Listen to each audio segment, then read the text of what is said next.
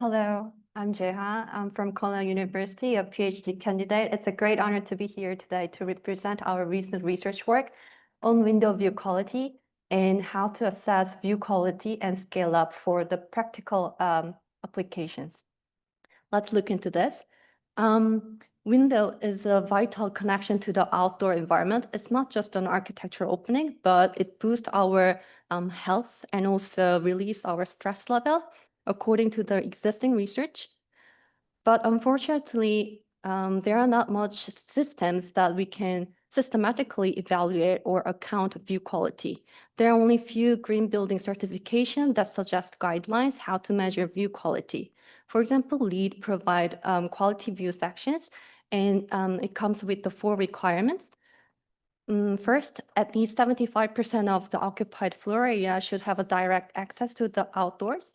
And then second, the glazing material should be clear, which means visible light transmittance should be above 40%. And then third, at least one criteria of the view content should be included on your view. First is nature, urban landmark, arts, or any objects 25 meters away, at least. And then the direct access to the window within 3 times of the glazing height. The LEED qualifies view as unqualified or qualified, but the European standards suggest more high fidelity differentiation of the quality into 4 levels: fail, minimum, medium, and maximum. Depends on 3 criteria. And then view to the outside should be assessed from a reference point. It's different from the LEED. LEED evaluate the view in the room scale, but the European standard evaluate the view from a reference specific view location. And the view is considered to comprises 3 distinct layers: sky, landscape, and ground. And for example, in this window view image, on the floor plan, you can measure from a specific location the angle to the view. And then this qualifies in this example, qualifies medium quality. And then the second is distance to the outside view, how far the objects are on your view. For example, this image is looking the neighboring buildings, and this building is 20.5 meters away from your view location. So it qualifies the medium also. And then lastly, number of layers. How much layers are you seeing on your view? For example, this image is showing the landscape, which is building or trees, and then sky. So it's include 2 layers, so it qualifies the medium quality. The final assessments come with the least favorable result. If you have fail, medium, medium, medium, then it goes with fail. But in this case, it's the medium quality. But we need to question, does it really match how we experience view? And then the system is really robust?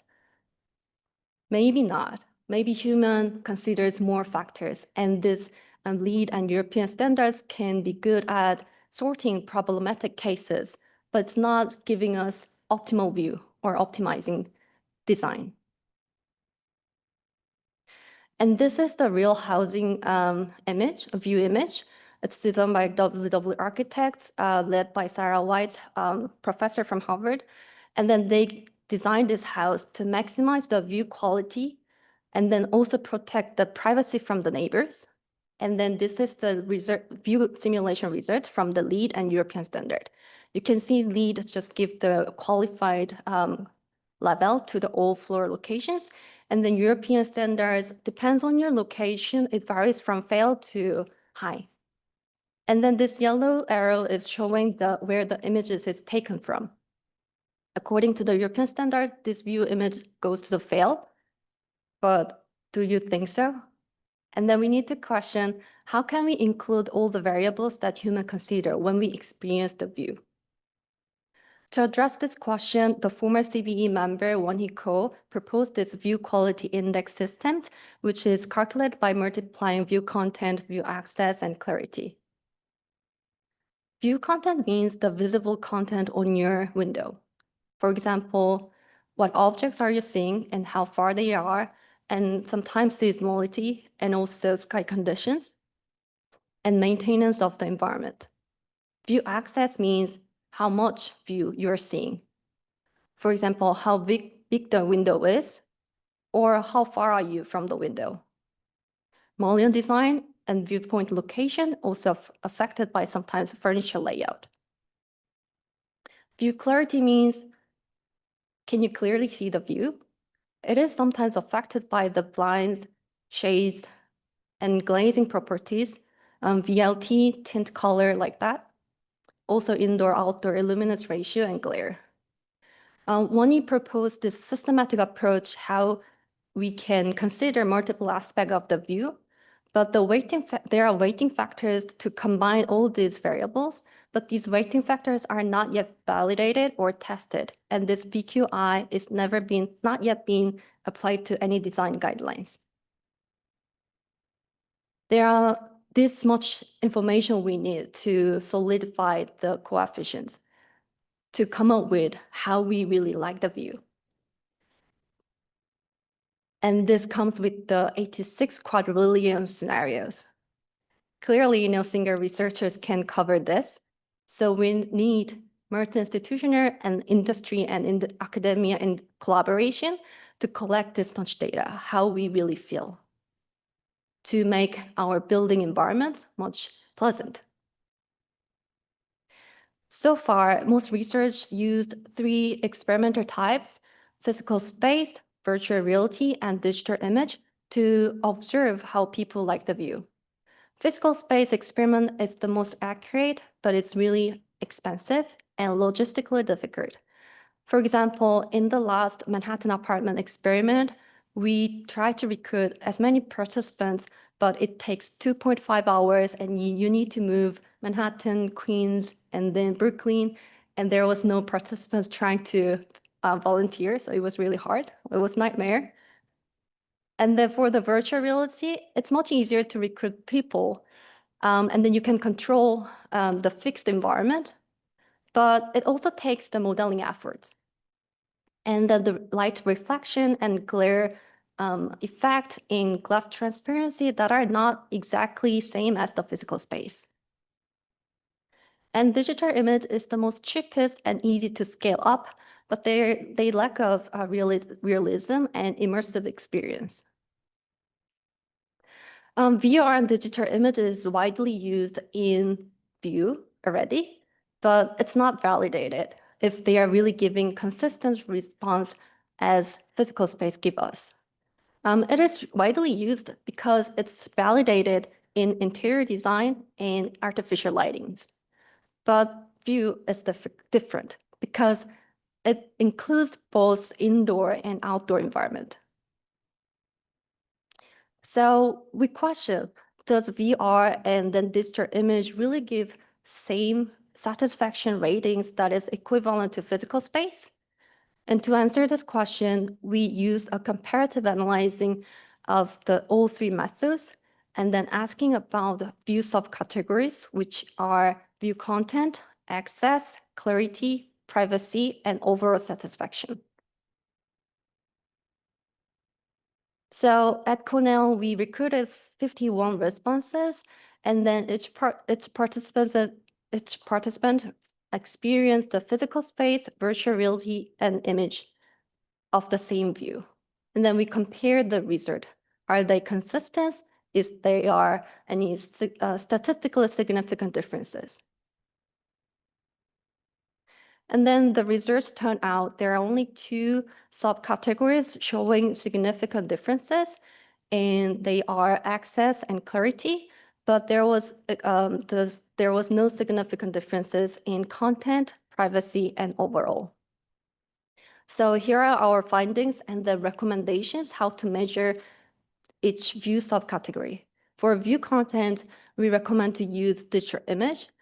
Although physical space, VR, and digital image are giving all the same responses to you, but digital image is the cheapest, and when you want to make a large data set of the different views, it's much easier. And for the view access, there was differences between digital image and physical space. Virtual reality provided same responses as physical space. So we recommend to use virtual reality because it's easy to control architecture features, For example, window design, window size, window locations, and also physical parameters, where you are inside of the room.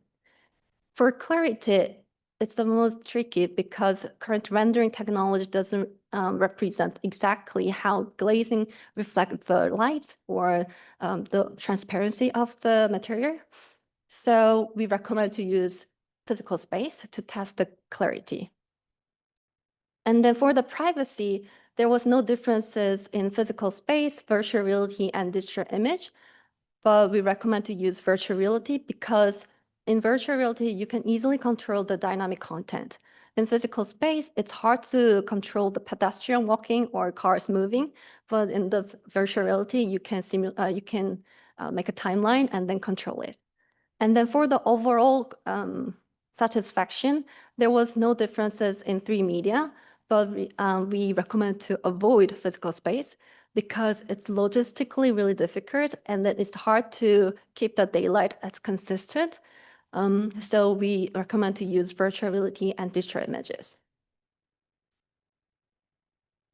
So what can we do if we collect that 86 quadrillion data?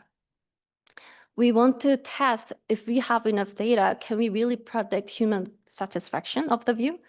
And then we tested with our preliminary data set. And then from each image, we got the satisfaction data and also reconstructed 3D model of each image. And then to get the environmental information, we rendered segmentation and depth map, and then extracted meaningful 23 features. For example, building view factors, distance to building, tree view factors, distance tree, window size, window location, like that. And then we combine this satisfaction data with the feature data and train a machine called view score. This view score is only trained on the preliminary data set of 1,000 images on 240 participants, but it achieves very high performance with error rate only 9% and then explainability of 81%. It's good because we can predict, we tested that if we have enough data, we can predict human satisfaction, but view is not the only thing affected by the window. Window also provides daylight and also affects the human visual privacy perception. So they need to be holistically considered. And then we are testing this integrated framework in the New York City residential buildings with the industrial collaboration with A&E Real Estate Holdings, and then see are the distribution of the views, privacy, and daylight are there a trade-off or how various they are. And then for the designer and the practical application, we embed this trained model into Grasshopper plugin called ViewScore.io. And then if you like to test this ML engine, then you can scan this QR code and then register as a beta tester. Then you will receive an email with the software download link with the license file. If you have anything, any opinion, feedback, that would be greatly appreciated. And then thank you for listening.